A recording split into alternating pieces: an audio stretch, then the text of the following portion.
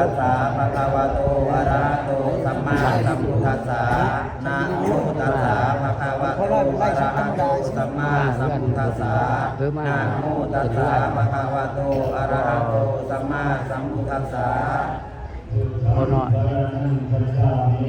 สาธุธังสรณังคัจฉามิ กุโส สาธุธัมมังสรณังคัจฉามิ มา สา เพื่อน ธุ มา สังฆังสรณังคัจฉามิ พอโดดคือของพอหน่อย สาธุทุติยัมปีพุทธังสรณังคัจฉามิ ของพอหน่อยไม่โดด สาธุทุติยัมปีธัมมังสรณังคัจฉามิ ของพอ สาธุทุติยัมปีสังฆังสรณังคัจฉามิสาธุตาติยัมปีพุทธังสรณังคัจฉามิสาธุตาติยัมปีธัมมังสรณังคัจฉามิสาธุตาติยัมปีสังฆังสรณังคัจฉามิสาธุกาสะอะมะพันเต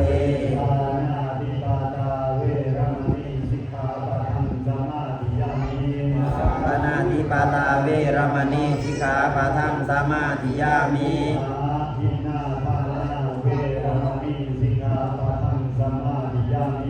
อาทินนาธนาเวรมณีสิกขาปะทังสมาธิยามิ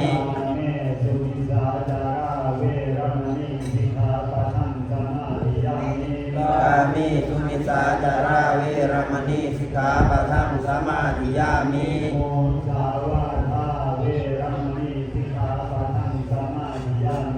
มุสาวาทาเวรมณีสิกขาปะทังสมาธิยามิ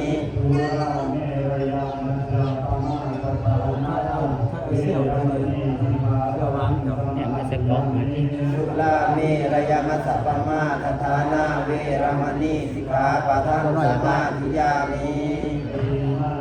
ตั้งได้ มันคือหึง ฮะ คอยตั้งดูตับตับตับตับ มันคลิปยาวที่คนอาจจะ ฮะ ของต่างคลิปยาว โอ้เป็นก็จะคิดกันได้ยินนะทุกคนเป็น อิมานิบัญจสิกขาปะทานิสมาธิยามิ มันคลิปสั้นคลิปยาว อิบัญจสิกขาปะทานิสมาธิยามิตาติยัมปีอิมานิบัญจสิกขาปะทานิสมาธิยามิถวายอะไรกันคือวันเดียวโดย มันเติดเดินมันตัดไปเลย มันคลิปสั้น โดย ก็ตัดอันนี้คลิปยาว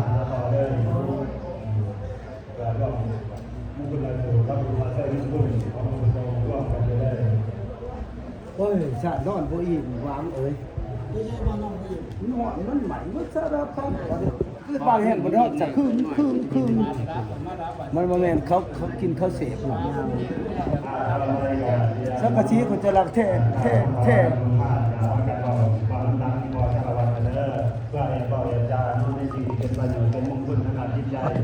อักได้แล้วตายบ่ได้ชื่อชื่ออะไรคุณร้อนเอาว่าสิสั่งอ่ะ ซึ่งนอกปากบ่ได้เข้าแล้วก็บ่ได้เข้าแล้วเขาจ้องเข้ามาบ่ปาก เอา เขาก็ตัดออกตัดออกไปนั่นแหละเอาไว้แล้วไปก็ตัดออกจานโตเอาของเขาเจ้าค่อยไปลูกซักโต เราจะถ่ายได้ก่อน ไปเรียนวิดีโอมันไม่ได้ไม่ได้ตัดเฮ็ดไว้เป็นเฮ็ดซาก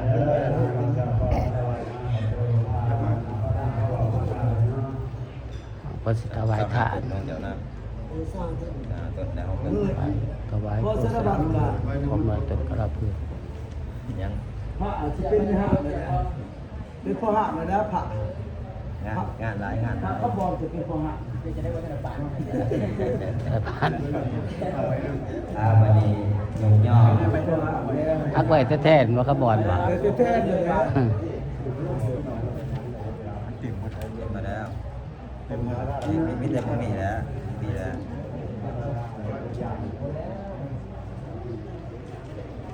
ไปไหวเนาะไปนี่นี่ ได้สิลงมือเขาคือว่าพวกเด้อแล้วก็ร้านไป มีแต่บอกเขาใครน่ะวันนั้นจะคอยบอกสุดท้ายจะบอกว่าสุดท้ายจะบอกว่า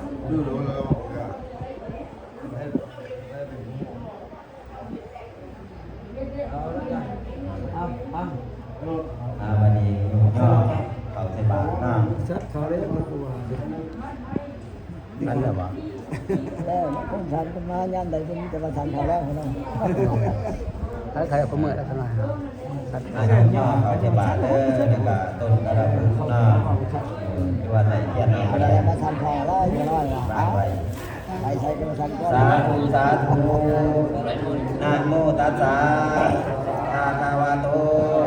อะระหะโตสัมมาสัมพุทธัสสะนะโมตัสสะภะคะวะโตอะระหะโตสัมมาสัมพุทธัสสะนะโมตัสสะภะคะวะโตอะระหะโตสัมมาสัมพุทธัสสะสุทินังวัตเมธานังทานังเมปาริสุทธังอาสาวะขายาวะหังนิพพานาสังฆตังโหตุทุติยัมปีสุทินังวัตเมธานังทานังเมปาริสุทธังอาสาวะขายาวะหังนิพพานาสังฆตังโหตุตาติยัมปีสุทินังวัตเมธานังทานังเมปาริสุทธังอาสาวะขายาวะหังนิพพานาสังฆตังโหตุอนาคเตกาเลพวกข้าน้อยทั้งหลายอันมีจามูลดาศรัทธาคือพ่อน้อยแม่นดพร้อมโดยครอบครัวลูกเต้าทุกคนพร้อมโดยญาติพี่น้องทุกคนยินดีในทานการให้ของมีโภชนาอาหารพร้อมทั้งข้าวบิณฑบาตและต้นกระเบือ เขาตั้งเอาบ่ เพื่อจะขออุทิศถึงดวงวิญญาณญาติกาทั้งหลายขอจงถึงซึ่งความสิ้นไปคืออาสาวะกองกิเลสเครื่องดองสันดานในอนาคตการขอให้ได้ถึงซึ่งพานิพพานขอขาเถิดขอเดชะส่วนบุญกุศลอันนี้เจ้ามุตตาธาผู้พ่อน้อยแม่โดนได้สร้างต้นกะละพึกเศร้าหาต้นขออุทิศให้พ่ออุทิศหนึ่งต้นให้แม่บุรีหนึ่งต้นให้พ่อวัดทองหนึ่งต้นให้แม่เบี้ยงหนึ่งต้นให้ผู้ขี้แกงโคนหนึ่งต้นให้พ่อบุรีหนึ่งต้นให้พ่อพี่น้อยหนึ่งต้นให้แม่ผู้บัวหนึ่งต้นให้พ่อผู้สางหนึ่งต้นให้พ่อผู้โคนหนึ่งต้นให้พ่อผู้จานผู้ลาหนึ่งต้น เป็นคนอย่าง ให้แม่ผู้แตงหนึ่งต้นให้พ่อลุงแพงหนึ่งต้นให้แม่ให้พ่อเพื่อนบ่ เพื่อน ให้พ่อเพื่อนหนึ่งต้นให้แม่ผู้ทวนหนึ่งต้นให้แม่ผู้แหลกหนึ่งต้นให้พ่อผู้พันหนึ่งต้นให้แม่ผู้แลหนึ่งต้นให้แม่ผู้บายหนึ่งต้นให้พ่อผู้เก่งหนึ่งต้นให้เจ้าทินเจ้าฐานหนึ่งต้นให้เทวราที่อยู่อาศัยหนึ่งต้นให้เจ้าคุณนายคุณหนึ่งต้นให้เจ้าแม่ธรณีหนึ่งต้นให้เจ้ามัตสาปานินหนึ่งต้นขอเดชะส่วนบุญกุศลอันมีเจ้าบุญและศรัทธาคือพ่อองค์แม่นางยักษ์จันทร์ได้สร้างต้นกระพึก5 ต้นขออุทิศขออุทิศหนึ่งต้นแม่บุรีหนึ่งต้น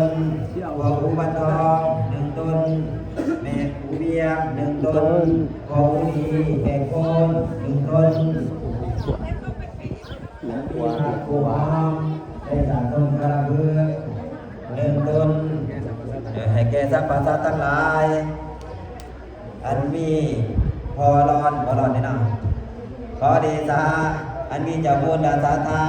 คือพอร้อนแม่รักได้สามต้นกระเบื้อง11 ต้นขออุทิศให้แม่บุรี1 ต้นให้พ่ออุทิศา1 ต้น